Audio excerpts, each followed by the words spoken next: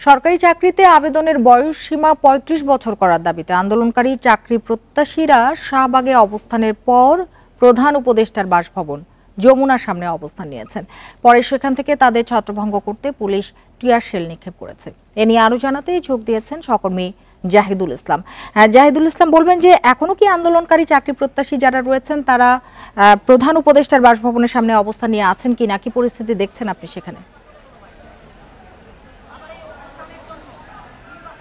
আমরা আপনাদেরকে দেখাতে চাই যে আসলে দুপুর ১:৩০টার দিকে কিন্তু শাহবাগ থেকে এই ৩৫ আন্দোলনে যারা যুক্ত রয়েছেন তারা শাহবাগ থেকে প্রধান উপদেষ্টার বাসভবনের সামনে আসলে তারা মিছিল নিয়ে আসেন এবং এই সময় কিন্তু পুলিশ তাদেরকে ছত্রভঙ্গ করতে না টিয়ার শেল এবং রাবার বুলেটও নিক্ষেপ করে, যেটা দাবি করছেন এখানকার যারা শিক্ষার্থীরা রয়েছেন তারা এখন পর্যন্ত তাদের দাবি নিয়ে কিন্তু প্রধান উপদেষ্টার বাসভবনের সামনেই এক অবস্থান করছেন এবং তারা যখন পুলিশ তাদেরকে বিভিন্নভাবে এখান থেকে চলে যাওয়ার নিবেদন করেছেন বা তারা টিয়ার শেল ছুড়েছেন, তারা কিন্তু আসলে এখান থেকে যাননি এবং তারা সেই প্রধান উপদেষ্টার ঠিক বাসভবনের সামনেই রাস্তার উপরে বসে পড়েছেন এবং এই যে ঘটনাটি ঘটেছে এই সময় আসলে পুলিশ যেই টিয়ার শেল ছুড়েছেন এই টিয়ার শেলের কারণে কিন্তু অনেক শিক্ষার্থী এখানে আহত হয়েছেন এবং তারা রাস্তার উপরে একদম শুয়ে পড়েছেন এবং শুয়ে তারা কিন্তু সেই আন্দোলন চালিয়েছেন। তাদের মূল দাবিটা হচ্ছে যে তারা আজকের ভেতরেই তারা প্রজ্ঞাপন চান এবং যে এতদিন যাবৎ যে আন্দোলনটি চলে আসছে সেই আন্দোলনটিকে তারা মূলত চালিয়ে নিতে চান না। তারা চান যে তাদের আন্দোলন যৌক্তিক আন্দোলন এবং এই যৌক্তিক দাবিটি যেন সরকার তাদের পূরণ করে সেই উদ্দেশ্য নিয়ে তারা কিন্তু আসলে প্রথমে শাহবাগ অবরোধ করে থাকেন এবং সেখান থেকে প্রধান উপদেষ্টার বাসভবনের সামনে এসে এখন আপনারা হয়তো দেখতেই পাচ্ছেন যে তারা কিন্তু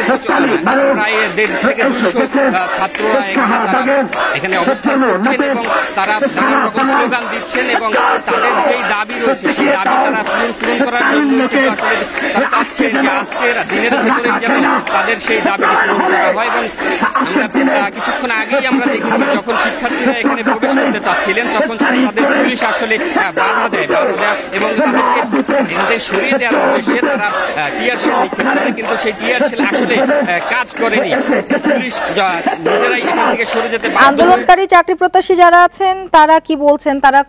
এই অবস্থান কর্মসূচি তাদের কতক্ষণ চলবে? সামরিক সদস্য রয়েছেন তারা কিন্তু তাদেরকে অনেকভাবে বোঝানোর চেষ্টা করেছেন এটাই যে এখন পর্যন্ত তাদের যে দাবির প্রেক্ষাপটটি রয়েছে সেটি প্রধান উপদেষ্টা এখনো এসে পৌঁছাননি এবং তাদের যে মূল আন্দোলনটি রয়েছে সেই আন্দোলনের ক্ষেত্রে তাদের যে সহযোগিতা করার ক্ষেত্রে পুলিশ সহযোগিতা করতে চায়, কিন্তু এখন পর্যন্ত যে অবস্থাটি বিরাজ করছে সেখানে কিন্তু তারা যেই আন্দোলনটি চালিয়ে যাচ্ছেন সেটি এই প্রধান উপদেষ্টার এই বাসভবনের সামনে যেহেতু একটি প্রচন্ড সিকিউরিটি এলাকা এবং সেই জায়গাটি থেকে সরে যাওয়ার বারবার তাদেরকে পরামর্শ দিচ্ছেন, কিন্তু তারা কিন্তু কোনোভাবেই এখান থেকে সরে যেতে চাচ্ছেন না এবং তারা চাচ্ছেন যে আজকে দিনের ভেতরেই যেন তাদের এই আন্দোলন আর আন্দোলনে নামতে না হয় এবং আজকে দিনের ভেতরেই যেন প্রজ্ঞাপন জারি করে তাদের চাকরিতে বয়স সীমা ৩৫ করে দেওয়া হয়। এবং আপনারা দেখতেই পাচ্ছেন যে জায়গাটিতে আমরা এখন দাঁড়িয়ে আছি সেই জায়গায় রাস্তার উপরে কিন্তু প্রচুর শিক্ষার্থীরা তাদের দাবি আদায়ের জন্য স্লোগান দিচ্ছেন, রাস্তার উপরেই তারা বসে পড়েছেন এবং তাদেরকে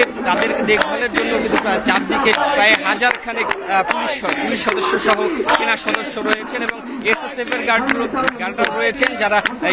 এই জায়গাটিতে দায়িত্ব পালন করেন। যাদেরকে এখন পর্যন্ত এই শিক্ষার্থীদের এখান থেকে উঠে যাওয়ার ক্ষেত্রে কেউ কোনো দায়িত্বপ্রাপ্ত কেউ আসেননি এবং তাদের যে আন্দোলন মেনে নেওয়ার যে বিষয়টি রয়েছে সেটি কিন্তু এখন পর্যন্ত বাস্তবায়নের কোনো বিষয়ে কেউ কথা বলতে আসেননি। তবে শিক্ষার্থীরা চান তাদের যে যৌক্তিক আন্দোলন সেই আন্দোলনটি তারা চালিয়ে যাচ্ছেন, সেই আন্দোলনের ক্ষেত্রে তাদের যে সামনের যেই পরিস্থিতি তৈরি হবে চাকরিতে প্রবেশের ক্ষেত্রে তাদের যে একটি এখনো বৈষম্য রয়েছে যে অন্যান্য দেশে ৩৫ আবেদনের যোগ্যতা থাকলেও বাংলাদেশে কেন সেটি থাকবে না, এটি তাদের আসলে মূল বিষয়। এবং তাদের যে এখন পর্যন্ত আমরা দেখতেই পাচ্ছি যে এখানে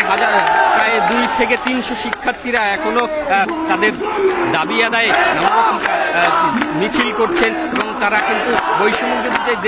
দেশ গড়তে হলে তাদের এই যৌক্তিক দাবিটি মেনে না নিলে বৈষম্য বিরোধী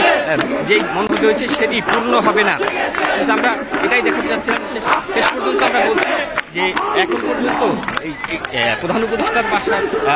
ভবনের সামনে যে অবস্থাটি রয়েছে সেটি কিন্তু এখনো বিশৃঙ্খল অবস্থাতেই রয়েছে। সবশেষে এই তথ্য আমার কাছে। সরকারি চাকরিতে আবেদনের বয়সসীমা ৩৫ করার দাবিতে আন্দোলনকারী চাকরি প্রত্যাশীরা প্রধান উপদেষ্টার বাসভবনের সামনে অবস্থান নিয়েছেন, সে বিষয়ে জানাচ্ছিলেন সহকর্মী জাহিদুল ইসলাম।